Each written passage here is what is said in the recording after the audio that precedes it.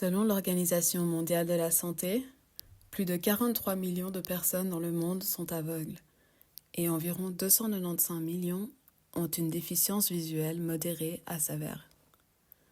L'objectif ici est de montrer des bonnes pratiques simples pour rendre un site web plus lisible, structuré et navigable pour ses utilisateurs. Selon une étude menée en 2023 par WebAIM, plus de 96% des pages d'accueil sur Internet présentent des erreurs d'accessibilité détectables automatiquement.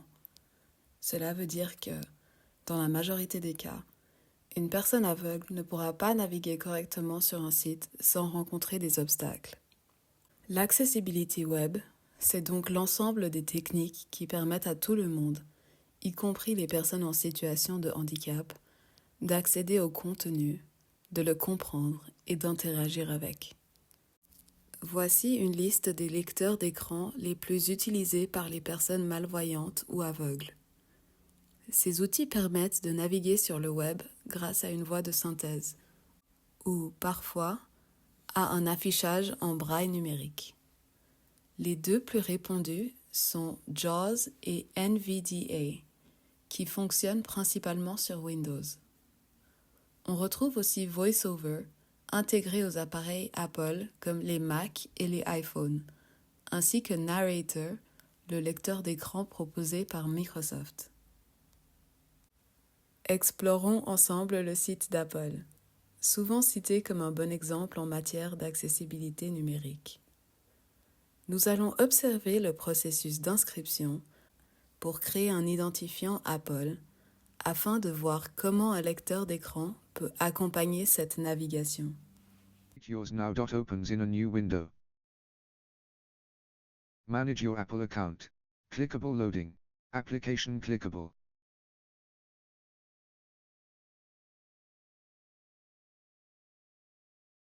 Main.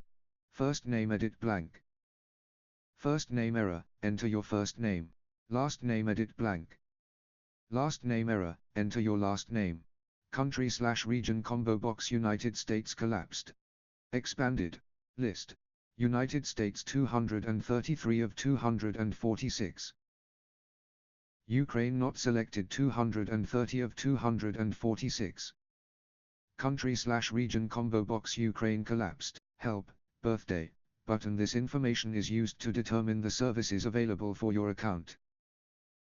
Month combo box. Month collapsed. Birthday error, enter a valid birthday. Name at example.com. Edit blank. Remplir un formulaire d'inscription peut représenter un véritable défi pour une personne malvoyante. Ici, les développeurs ont mis en place un système de messages d'erreur qui s'affiche et se lise automatiquement pour chaque champ obligatoire. Cela permet à l'utilisateur de savoir précisément ce qui manque pour pouvoir continuer. On remarque aussi la présence de petits cercles d'information, souvent signalés par une icône i. Ces éléments sont très utiles. Ils apportent des précisions sur les données attendues ou la manière de remplir le champ correctement. Dans cette prochaine partie, nous allons voir comment améliorer l'accessibilité d'un site web existant. Il s'agit ici d'une page simple et statique que j'ai créée avec HTML et CSS spécialement pour cette vidéo. Puisqu'il est important de partir du principe que tout le monde, sans exception, devrait pouvoir lire et naviguer sur un site web, on va observer ensemble ce qui fonctionne déjà bien sur cette page et ce qui pourrait être amélioré. Voici la page dans son état actuel. On y trouve plusieurs images, mais aucune ne contient de texte alternatif. Cela signifie que pour un utilisateur aveugle, ces images seront soit ignorées, soit lues comme images, sans autre indication. Selon les recommandations du W3C, chaque image doit avoir un texte alternatif qui décrit brièvement son contenu ou sa fonction. Ce texte est lu à voix haute par un lecteur d'écran. Si l'image est purement décorative, on ne met rien dans le texte alternatif pour que le lecteur d'écran l'ignore. Mais si l'image transmet une information, comme une photo de champignon dans une fiche descriptive, alors une description concise est essentielle. Ici, je vais ajouter un texte alternatif à cette image. Elle montre une assiette en céramique remplie de différents champignons, dont des champignons de Paris et des chanterelles, avec quelques brins de thym en décoration. L'assiette repose sur une planche en bois foncé au style rustique. Si vous utilisez un CMS comme Shopify, Webflow ou PrestaShop, vous pouvez aussi ajouter des descriptions alternatives directement dans l'interface d'administration de la plateforme. C'est particulièrement important pour les sites e-commerce. Même si des descriptions ne sont pas visibles pour la majorité des visiteurs, elles permettent aux personnes aveugles de savoir sur quelle image elles se trouvent, si l'image est cliquable et si elle mène à un achat possible. Cela leur donne aussi accès à une description claire du produit. Ensuite, avec les outils développeurs de votre navigateur, vous pouvez vérifier si un texte alternatif a bien été ajouté. Ces textes n'apparaissent pas visuellement sur le site, mais ils sont bel et bien là, en arrière-plan, pour les lecteurs d'écran.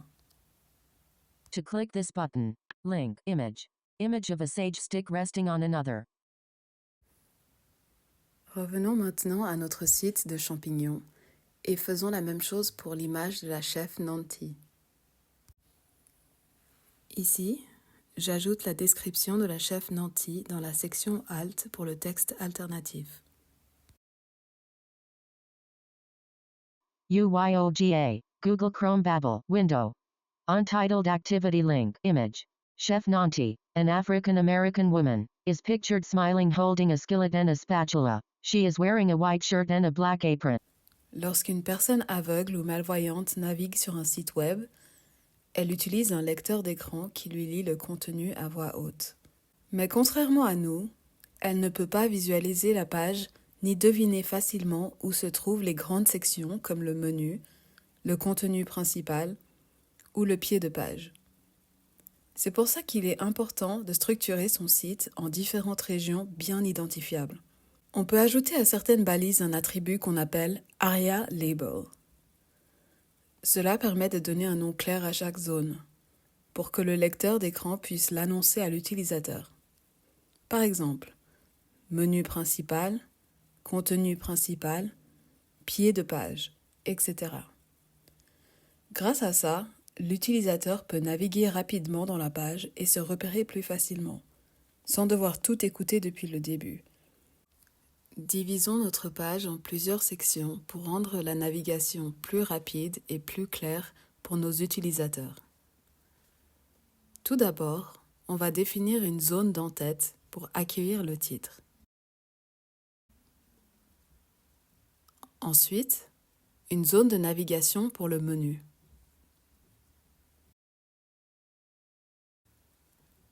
Puis, une zone de contenu principal, là où se trouve l'information la plus importante.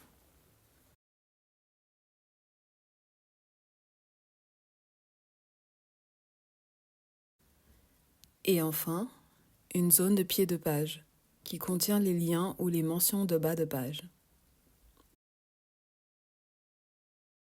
Une fois que ces zones sont bien définies dans le code, on va inspecter la page pour vérifier que chaque section est bien identifiée et accessible avec un lecteur d'écran.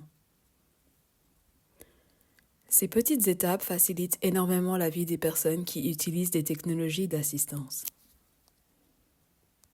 Passons maintenant à l'accessibilité des boutons.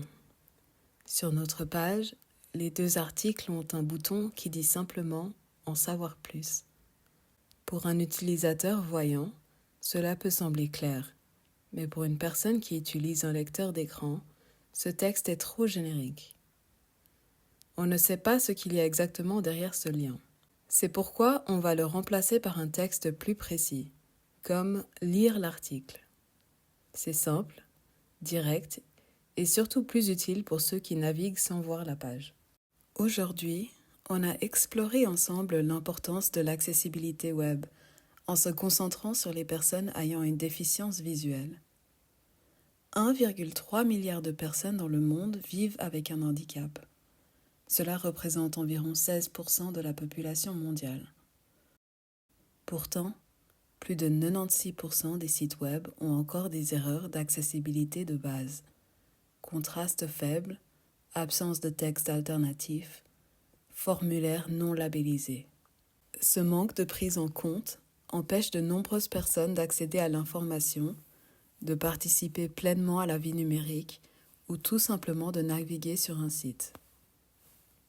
Des ajustements simples, comme bien structurer ses pages, ajouter du texte alternatif ou clarifier ses boutons, peuvent vraiment faire la différence. Dans cette vidéo, on a surtout parlé d'accessibilité pour les personnes aveugles ou malvoyantes, mais il y a aussi d'autres besoins. Les personnes sourdes ou malentendantes, par exemple, bénéficient grandement de la présence de sous-titres ou de transcriptions dans les vidéos. En Suisse, la LHAND, Loi sur l'égalité pour les handicapés, prévoit l'accès aux services numériques pour tous, mais des efforts restent à faire, surtout dans le secteur privé. Comparé à d'autres pays comme les États-Unis ou le Royaume-Uni, on est encore en retard sur les pratiques et les sanctions. Pour aller plus loin et créer un site vraiment inclusif, plusieurs ressources existent. En bref, concevoir pour tous, c'est non seulement une question d'éthique, mais aussi une opportunité de toucher un public plus large. Merci d'avoir suivi cette vidéo. N'oubliez pas, un web plus accessible, c'est un web meilleur pour tout le monde.